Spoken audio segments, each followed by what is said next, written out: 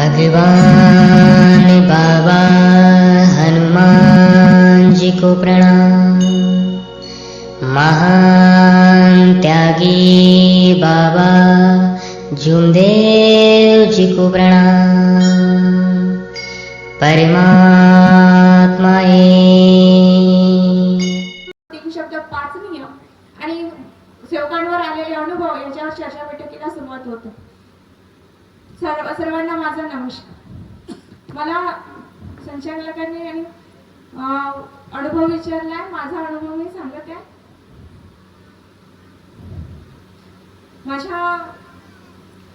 माझं लग्न झालं त्याच्यानंतर आम्ही कामठीला राहायचो.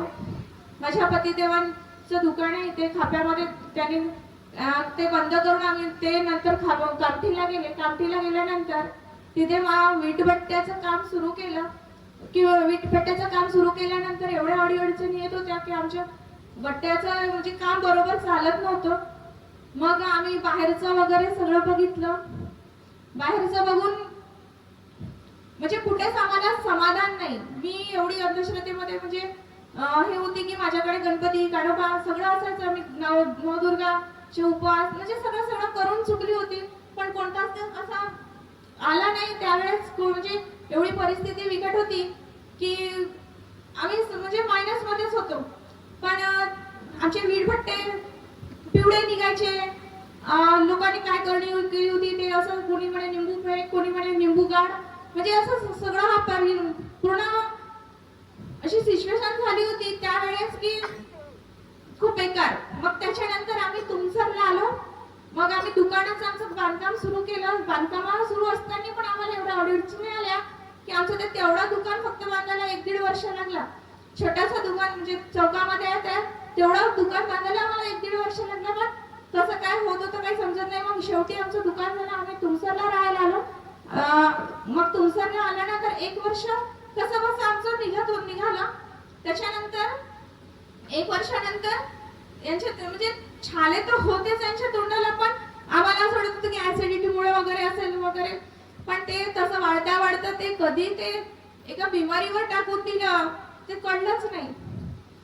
मग तुमसरमध्ये असताना त्यांच्या जे जिभेला खूप त्रास होत होता. ते अचानक मी घरी नसताना म्हणजे लग्नाला गेली होती. ते माझ्या नंदेकडे गेले होते. ते शालते म्हणे तू तोंड का नाही खोलत आहे, तुला बोलता नाही येत का? तर ते म्हणे असे बोलायचे. मग ते दवाखान्यात गेले. दवाखान्यात कुंभारे सरांकडे गेले. कुंभारेंनी डॉक्टरने सांगितलं की तू आता तिकडे ते काहीतरी वेगळं दिसत आहे, तू टेस्ट कर. मग ते भंडाऱ्याला गेले. भंडाऱ्यावरून त्यांनी टेस्ट केली तर त्याच्यामध्ये कॅन्सरचा रोग निघाला. कॅन्सरचा रोग निघाल्यानंतर मग यांनी मला सांगितलं नाही. रिपोर्ट कशी काय आली सांगितलं नाही. पण मी नंतर मग सर्च मारून बघितलं तर मग मला समजलं की ते कॅन्सर रोग म्हणजे पॉझिटिव्ह आहे म्हणून. मग माझा विश्वास म्हणजे त्या कोणत्या देवांवर आणि त्यांचं अमरनाथला जाण्याचं रजिस्ट्रेशन झालं होतं तिथे. मला एवढा राग आला होता त्या देवाचा की मी एवढी लहानपणापासून करत आहे म्हटलं आणि एवढं दुःखासाठी तू धावला नाही. काय करू म्हटलं तुला पूजून. मग माझ्या मनात असं आलं की आपण मार्गात गेले पाहिजे. म्हणजे मला मार्गाबद्दल माहित होतं पहिले, कारण माझे मायरचे काका वगैरे होते आणि ते या बिमारीसाठी गेले होते म्हणून मला माहित होतं. मग मी म्हटलं मग आम्ही मार्गात घेण्याचा विचार केला. मला कनपटे भाऊंनी मार्गदर्शन केलं. मग आम्ही कार्यकर्त्यांकडे गेलो. कार्यकर्त्यांनी आम्हाला या मार्गाची रूपरेषा सांगितली. तुम्हाला 4 बंधनं राहतील म्हणे. मांसाहार करू नये, ब्रह्मचर्याचं पालन करणे, राग आणू नये आणि तळल्या भाजल्या पदार्थ खाऊ नये.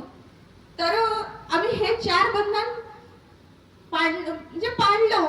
जेवढं आमच्याकडनं होईल आम्ही तेवढं पाळण्याचा प्रयत्न केला. त्याच्यानंतर आम्हाला कार्य देण्यात आले. कार्य दिल्याच्या नंतर माझ्या घरामध्ये एवढ्या चुका होत्या की कुठे निंबू, कुठे राखी, कुठे काही, कुठे फोटो, आता कुठे कोणत्या ना कोणत्या देवाच्या काही ना काही म्हणजे कुठे कशा होतो ना माझ्या घरात चुका होत्या. मला भगवंताने मला जागृतीमध्ये त्या सगळ्या चुका माझ्या काढून दिल्या.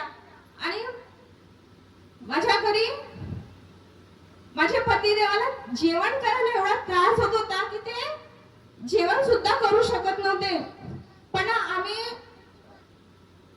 पण त्यांनी कसं तरी, मी भगवंताला सांगितलं माझे पतिदेव उपाशी राहू नका देऊ बाबा, त्यांचं पोट कसं तरी भरू द्या.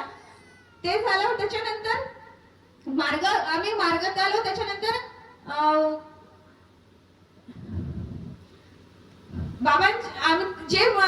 जे रात्री सकाळी जेव्हाही त्यांना असा त्रास झाला की फक्त आम्ही तीर्थ, ज्योतीचं तेल हेच लावून आम्ही त्यांना दिलं. आणि मग एक वेळ अशी आली, आम्ही विचार केला की ऑपरेशन करायचं. पण मी भगवंताला शब्द दिला होता की भगवंता माझ्या पतिदेवाला ऑपरेशन करायची वेळ आली नाही पाहिजे.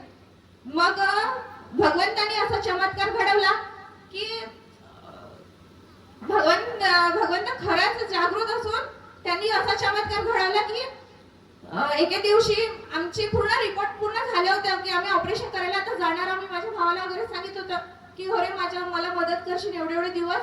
पण ते कसं झालं, डॉक्टरचा फोन आला. डॉक्टरने तारीख दिली होती ऑपरेशनची. तर त्या दिवशी मी फोन केला, त्याच्या आदल्या दिवशी फोन केला की उद्या ऑपरेशन आहे तर आम्ही येऊ का.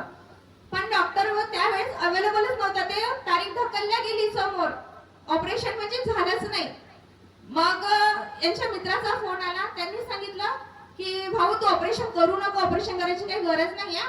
नागपूरमध्ये असा एक डॉक्टर आहे की ते औषध देते आणि त्या औषधीने आराम होते. मग हे तिकडे गेल्यानंतर 3-4 महिने 5-6 महिने तिथली औषध घेतली.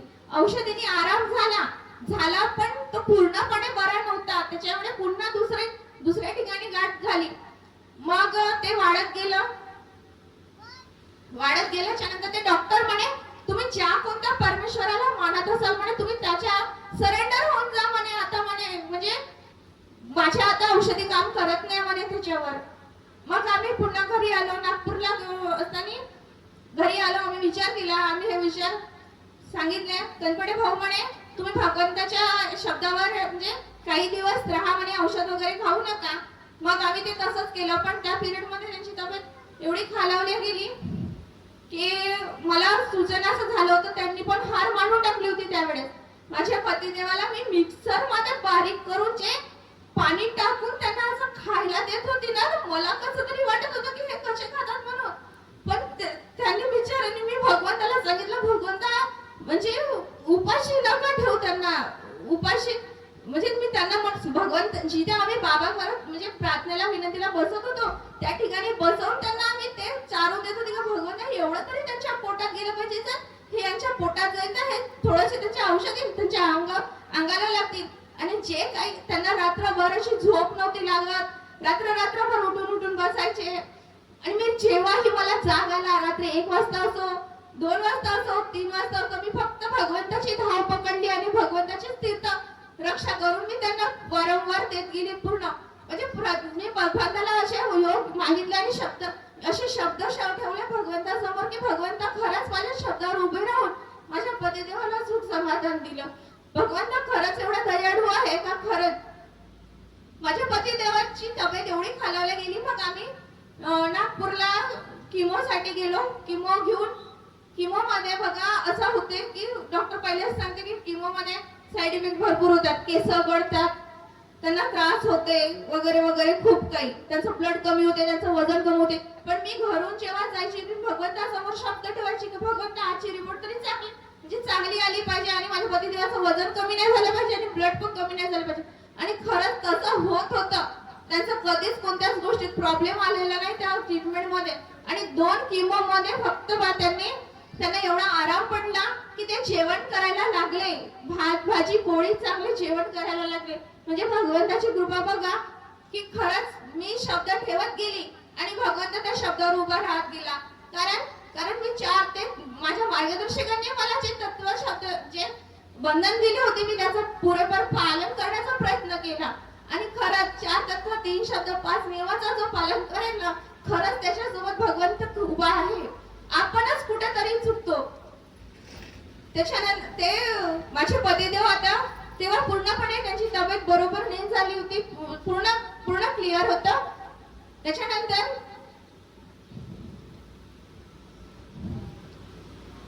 आता मग त्यांची रिपोर्ट आल्या, 2 MRI केल्या. त्याच्यानंतर त्यांचं सगळं क्लिअर आहे. फक्त आता या 8व्या हवणीपासून आमच्या मागे म्हणजे काय प्रॉब्लेम म्हणजे कुठेतरी आमची चुकी आहे. त्या चुकीनुसार म्हणजे चुकी झालीच असं समजून म्हणजे असं म्हणण्यात काही हे नाही.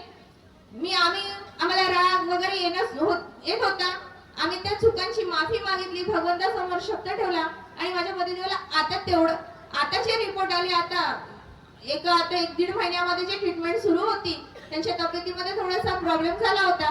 फक्त इन्फेक्शन म्हणून सांगितलं भगवंताने आणि दुसरं काय नाही. ते इन्फेक्शन आलं ते दूर होऊन जाईल. त्यांच्या फक्त थोडासा विकनेस पण आलेला आहे. तोही माझा विश्वास आहे की माझा भगवंत माझ्यासोबत असं काही होऊ देणार नाही आणि ते माझ्यासोबत माझ्या शेवटच्या श्वासापर्यंत माझे पतिदेव माझ्यासोबत राहतील. मी असा भगवंतासमोर शब्द ठेवलाय आणि माझा भगवंत माझ्या शब्दावर उभा राहील हा माझा पूर्णपणे विश्वास आहे. आणि खरंच भगवंत हा खरंच कारण माझ्या पतिदेवाला अशी डॉक्टरने असं सांगितलं होतं की फक्त हा व्यक्ती 1.5 महिन्याचा साथीदार आहे, फक्त 1.5 महिन्याचा. त्यावेळेस असं मला वाटलं की नाही हा डॉक्टर काय सांगते माझा भगवंत असं होऊ देणार नाही आणि मी खंबीरपणे उभे राहून मी माझ्या पतिदेवाला ही गोष्ट न सांगता मी त्या परमेश्वराला सांगितलं भगवंता या डॉक्टरनी जे बोललाय त्याच्या गोष्ट शब्द खोटे ठरू देत आणि माझा विश्वास हा मोठा ठरू दे. आणि खरंच भगवंतानी तसं ठेवलं, तसं केलं आणि त्या माझ्या पतिदेवाला तो 1.5 महिन्याचा जो काळ म्हणजे जो हे सांगितलं होतं त्याने जो काळ तो टळला आणि आज माझे पतिदेव माझ्या सोबत आहेत. म्हणजे बघा भगवंत किती जागृत आहे. भगवंताच्या केल्या आपणच चुकतो ना. 4 तत्व 3 शब्द 5 नियमांचा आपणच विचार करत नाही. आपण फक्त आपल्याला अहंकार येऊन जाते. आपलं सगळं चांगलं होत राहिलं तर आपल्याला अहंकार येते त्या गोष्टीचा. तर असं करू नका आणि खरंच 4 तत्व 3 शब्द 5 नियमाने वागा. मी पण वागेन, तुम्ही पण वागा. आणि खरंच मी असा भगवंताला प्रश्न म्हणजे बोलत होती मी आईला योग मागितला, मी बाबाला योग मागितला. मी आईला म्हटलं आई जसं तुम्हाला भगवत प्राप्तीच्या वेळेस जसं तुम्हाला प्रश्न पडला होता तुमच्या पत्नीचा आणि तुमच्या मुलाचा तसा आज माझ्यासमोर प्रश्न आहे. मी आईला बाबाला मी हे सांगायची आणि ते खरंच तसं त्यांनी केलं. माझे 2 मुलं आहेत. म्हटलं बाबा मी कसं करीन माझा एवढं मला नाही समजत या दुनियादारीचं. हे लोक मला जगू देणार नाही बाबा. म्हटलं मी एकटी बाई मी कशी करीन. खरंच माझे बाबा माझ्या शब्दावर उभे राहिले आणि खरंच अशी वेळ येऊ दिली नाही. माझे 2 लहान पोरांनी कसं काय जळलं बाजलं जे काही खाल्लं बिचारांनी कसंही आम्ही ते दिवस काढले. आता त्याच्यानंतर सुख समाधान आहे आणि भरपूर काही चांगलं होत आहे. भगवंताची कृपा आहे आता आमच्यावर आणि सदैव राहील अशी सदिच्छा. आणि बाबांचं मी धन्यवाद करते, आईचं धन्यवाद करते की माझ्या सोबत सदैव तुम्ही राहिले. आणि मी एक गोष्ट सांगते, आपण शिकवणीची पुस्तक दिली आहे त्या शिकवणीच्या पुस्तकीमध्ये जे काही आपल्या चुका होतात आपण ते वाचली पाहिजे. त्याच्यातून आपल्याला कळतात की आपल्या चुका कोणत्या आहेत.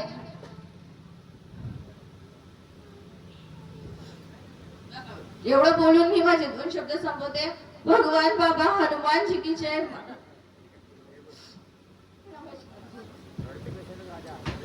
धन्यवाद ताई, खूप सुंदर आणि त्यांचा मार्मिक हा अनुभव आहे. असे पुष्कळ दुःख घेऊन या मार्गात लोक आले आहेत. म्हणून हिराचारी धाम शोधून या पायी ना अशी कृपा सेवकांनो जगामध्ये नहीं. कर्म पर विश्वास रहने दो और भगवान बाबा हनुमान जी पर आस्था.